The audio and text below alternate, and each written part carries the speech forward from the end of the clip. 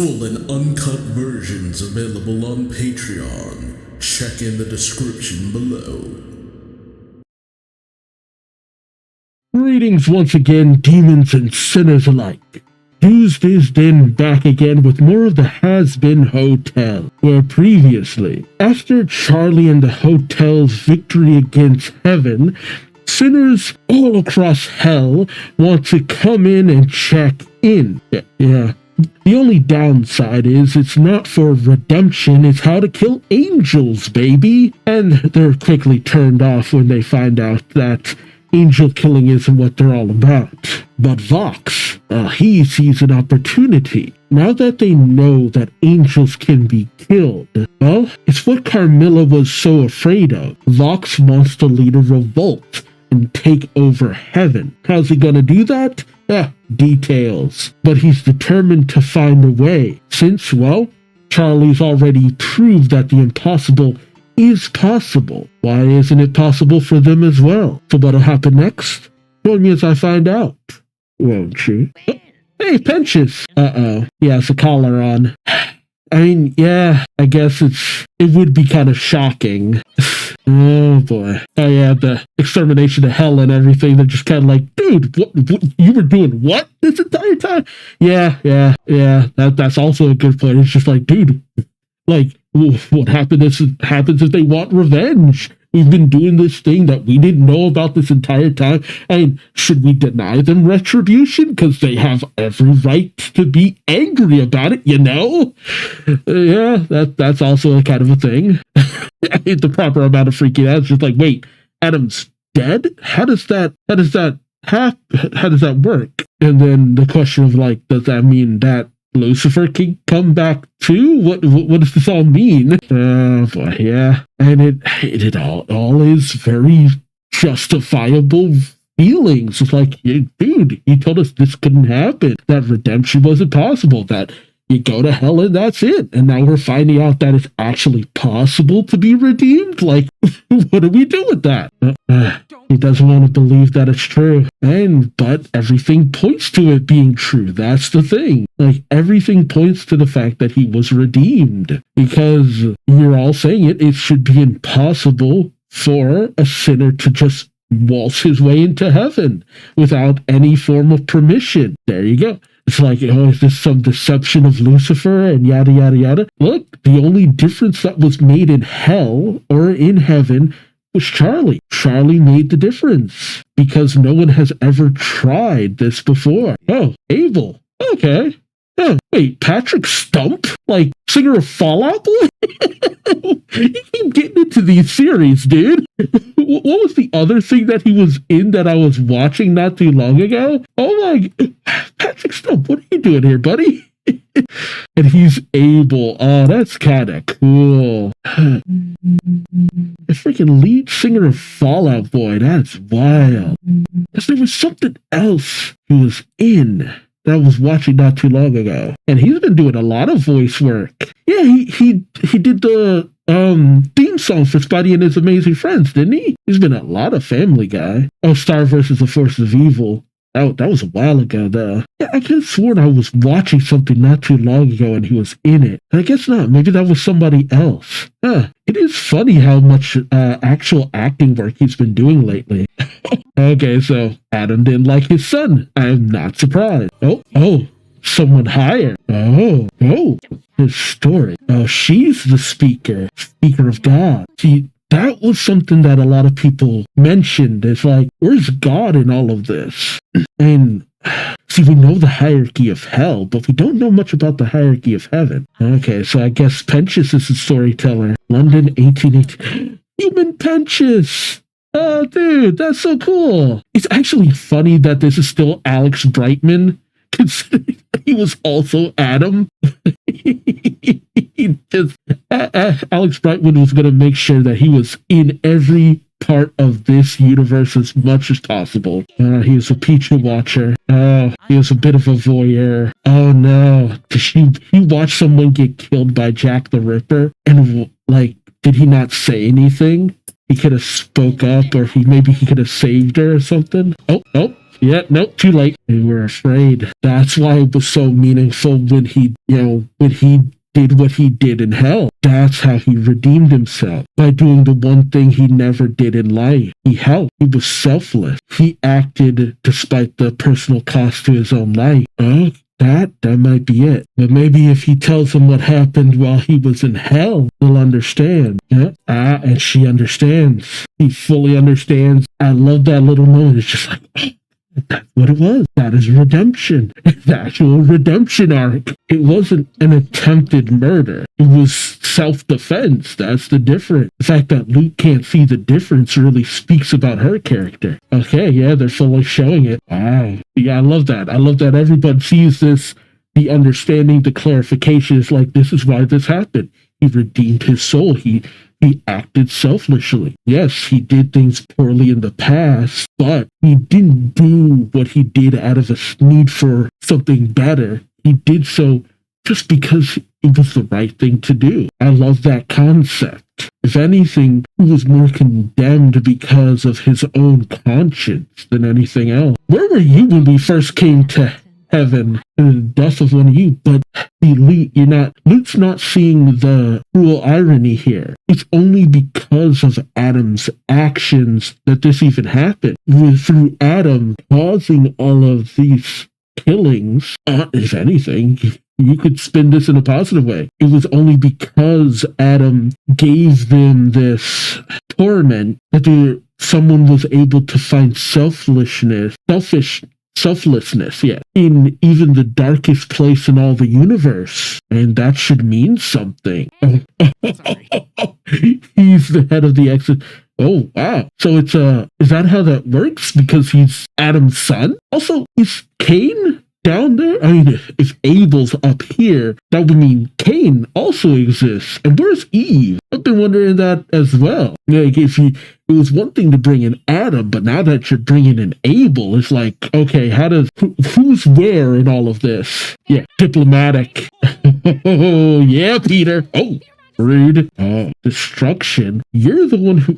Man, Luke really does not understand. And like, you're the one who was bringing the destruction. And now that you've gotten your ass handed to you, now you play the victim? How pretentious. She's spiraling.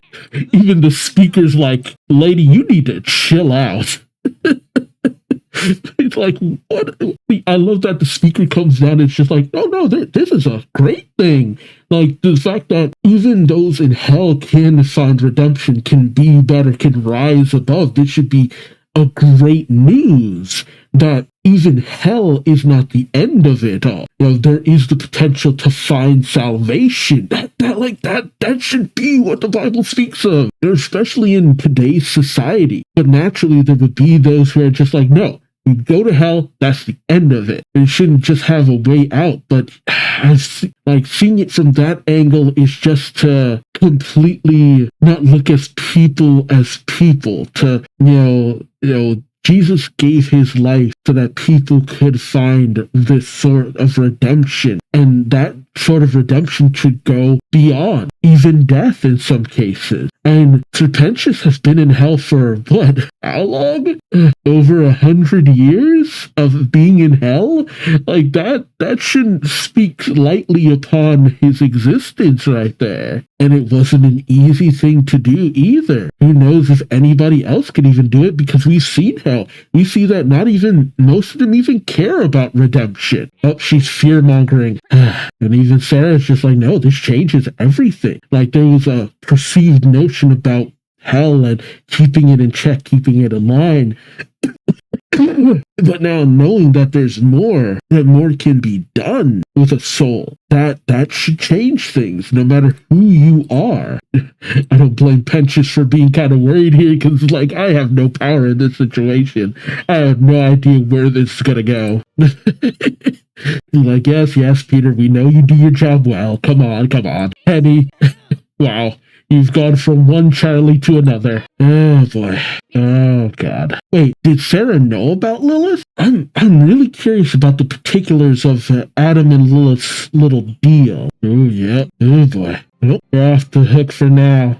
Okay. Lilith didn't seem like she was in too much of a hurry, though. It's probably because she was just like, look, Lilith, I've been around a lot. I mean, look, Lute, I've been around a lot longer than you have, so I know you don't really have the authority to tell me what to do. So, whatever. But it is a question. Why is she here? What was the deal? And even Sarah seemed to know about Lilith. I guess it makes a certain degree of sense, but...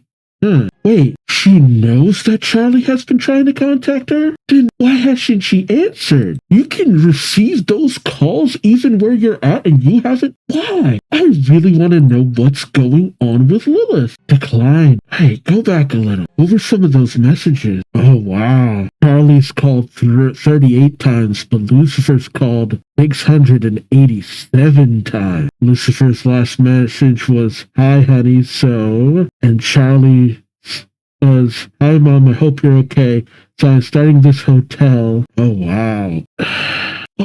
Why, Lilith? I don't get it. Why would you just leave them like that? That turns you against your own family. What are you even doing up here, honestly? Oh, God, that face. Oh, she really is Charlie. Of course, there's a lot of sugar. Wow, she can summon cute creatures at will. Wow. Oh, you're allergic. Same, buddy. I'm allergic to pet dander. Oh, yeah. Pangolins. What? Are they really anything you would cuddle? Huh. Oh, to build a death ray? Yeah, it's just like, yeah, did they make it through the fight? I mean, that would be the first thing I'd ask. It's just like, okay, look. This is all great and everything. Did everyone else live? Because just because I made it up here doesn't really mean everyone else will. Actually, Charlie has never died before. I mean, see, for Adam, he was a mortal soul, died, became an angel. And I have to assume that his soul got corrupted over time, but he was already in heaven, so what could you do? But for Charlie, Lilith, even Lucifer, they didn't die before, so what does it mean for them to die? Oh, God, is it possible that Lilith died and went to heaven? I mean, is that possible? It's not that she abandoned them, that she died and went to heaven, and it's like, if we couldn't really be together because, Lucifer's not really allowed to go back to heaven. I wonder. Yeah. It's hard to really appreciate this when you can't even know if everyone's okay. Everyone you care about is kind of gone. And knowing his past, he was mostly a recluse. Then again, do you have family? Up here, or are they mostly all down there? See, that's something I would wonder about too. What does it mean when you have family that goes either to heaven or hell? Is it a song? Okay. Is he building something? Ball pit, skateboard park. Okay. Oh, that was we just saw I think it was Angel's sister. Yeah, there she is, Angel's sister. I wonder if they'll ever go into any depth about her. Molly, right? I only know about that because of stuff that I've seen in the past. Discotheque. Okay, Pentious, buddy. What are you building?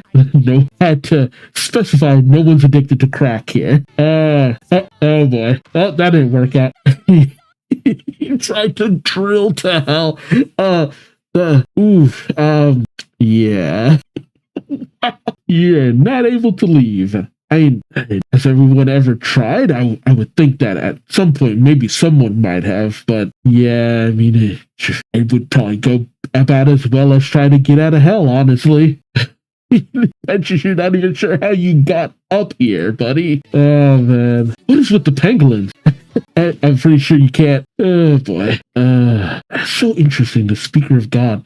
So, would the speaker be like, what's above a seraphim? What is the hierarchy of angels? Okay, the lowest hierarchy, you have the angels, then archangels, principalities. Above that, the middle ranks, powers, virtues. Oh, the 7 heavenly virtues, maybe. Dominions, you have the first hierarchy, the thrones of Ophanim, the cherub, and the seraphim. So, Serum, yeah, that's high. And I feel like we saw some of these guys before in the little arena place where everyone was talking. I wonder if there are a 7 heavenly virtues and, levels to heaven as well. Oh, yeah. I do wonder what caused her to act like this. because she seems genuinely broken up about this. What was it that made her think that Hell would rise up in this way? Was it just Lilith's presence, I wonder? Did they think that by removing Lilith and pulling them back down that it would stop any uprising? How could they even uprise, honestly? They have no way to heaven. And Lucifer's so-called rebellion doesn't even seem like it was in the way that it's portrayed in a lot of other media. So, she has a beautiful voice. Ooh, oh God. And she still believes that Hell poses a threat, which it does now. Like, that's the sad part. It's just like, no, now Hell really has a reason to hate heaven. And I mean, considering what we know that Vox is up to, yeah, there is a genuine problem here. And, there's the problem. I really want to know what was the impetus behind all this belief of a rebellion in Hell. Yeah, there is seeking answers, but it's like, no. It's essentially just do better. God, it's a beautiful song, though. The speaker's essentially telling you, like, look, you're not going to be punished for this because no one knew. And ultimately, your punishment is honestly living with this. You're kind of imposing the worst kind of punishment on yourself right now. Yeah, this little meeting hall, so much cooler than the last one we were at. Yeah, he's really kind of going through it. Essentially kind of throwing a tantrum, though. Oh, what? Adam? Is it? Oh, no. Oh, yeah. Hallucination. You're around him so much that it's genuinely like him actually talking. That is special kind of crazy. But what is she planning on doing? Yeah, that's the problem too. They wouldn't be on the attack if you didn't attack. So, it's right to be a bit cautious, like, what could possibly happen here? But at the same time, knowing that there are souls that could be saved, that's also a bit of a problem, because it's like, dude, like, I can't really fight back, because it's like, hey, you're damning even more souls to oblivion. That's not good. Ugh. Yeah, Abel is, he gives off Band Geeks vibes, but yeah, I mean, Abel, even in the stories, wasn't really, he was kind of soft kid. I love how he's, like, they did kind of sort of kill my dad. He has this vibe of like, man, it's not like we were close, man. Like, sorry, but dude was kind of a dick. Sarah, are there no other seraphim? Is there not a bigger council of hell that you could be, council of hell, council of heaven that you could be talking to? Like, this, it seems weird that this is it. Like, there should be, more people to talk this over with. Like, who else was with Lucifer and all that? This feels weird. Oof. Hey, she's making an egg boy. Oh yeah, I guess a lot of the egg boys ended up dying. What were the egg boys anyway? Are they just other souls? What? How? New egg boys. Okay, have you been trashing? Yeah, she's been trashing this place. Oh boy. Was Luke in love with Adam? Groupies.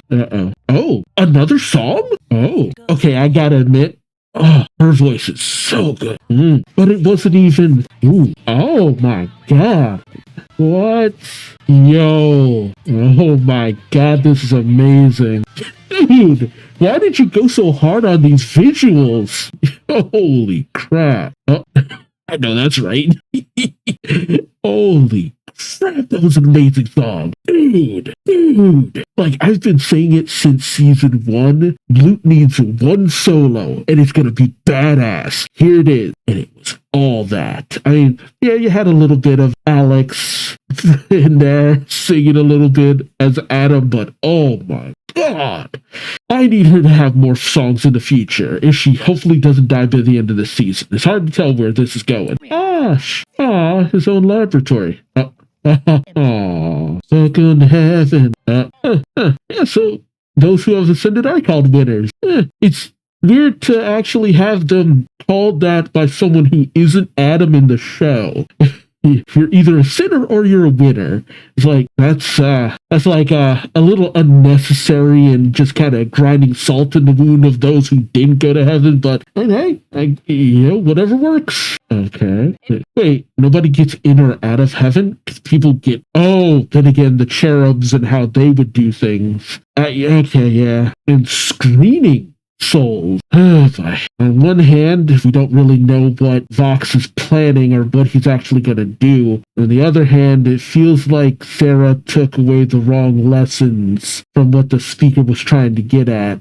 Because I feel like the speaker was trying to say that, hey, your paranoia didn't really lead to anything good, so having more of it might not lead to anything good as well. But at the same time, if she's not paranoid and then Vox just waltzes in and takes over, where are we going to be then? Oh, hey, who are those others? Okay, who are these other people and why wasn't she talking things over with them? Are these other seraphim or other hierarchies of angel? Not to mention, how many are there?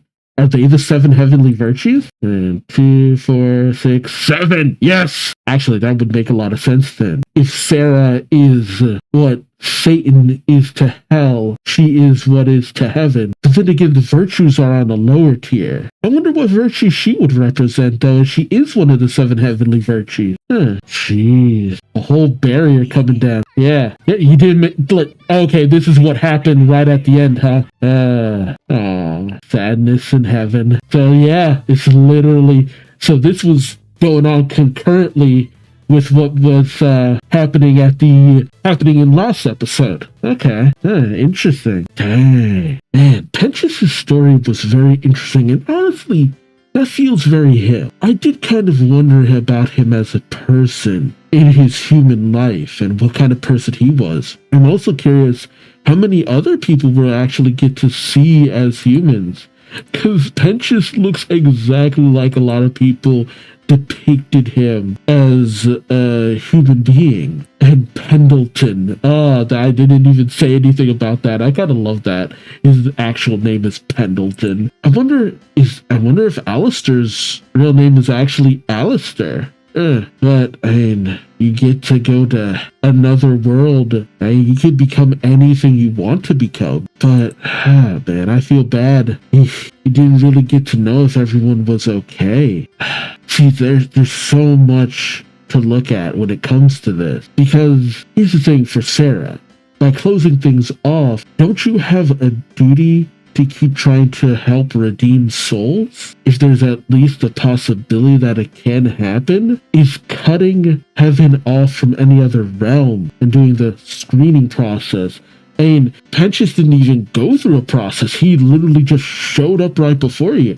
And what does it even mean that Pentious showed up right in front of Sarah and Emily? Like, just bam, there you go. And what kind of entity is the Speaker of God? And does that mean there is a God in this realm? Or is the Speaker of God essentially what Satan is to hell? Maybe. It's really hard to say. But I don't know. Because the Speaker of God was trying to get something across. But I don't know. I just really want to know what the hierarchy in heaven is like. I want to know more about heaven. Yeah, get to know more about how everything works up there. Why is it that Sarah comes up with all of these decisions by herself? Now, why doesn't the speaker make any decision? That's why I'm not sure if what her position is. Or is it simply that the speaker says what,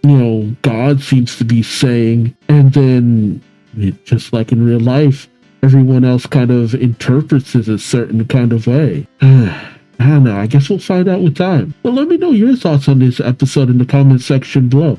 Also remember to like, comment, subscribe if you enjoyed the ride. Thank you so much for watching. And until next time, I've been Duuz-Diz-Din, and I hope to see you in the next one. So then take care. Bye-bye.